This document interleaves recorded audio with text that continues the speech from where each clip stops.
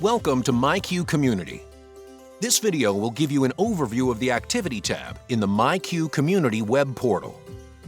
The Activity tab shows you detailed information for all of the events during your selected time period. The video icon indicates there is a recorded event of the activity. The system will capture recorded video in 30-second clips that are available for 24 hours. There is an option to increase security by adding 30-day video storage. This can be added at any time under the Billing tab. The Advanced Search button allows you to select certain activities and search for their occurrences.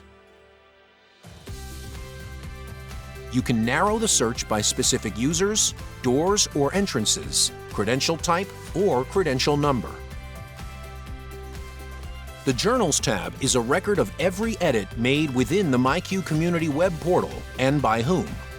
This includes adding people, groups, zones, credentials, and creating guest passes or other edits within those tabs. One way to consider the Activity and Journal tabs is that activities are physical events happening in the field, such as opening a gate or door, while the Journal logs show updates that are made within the myQ Community web portal.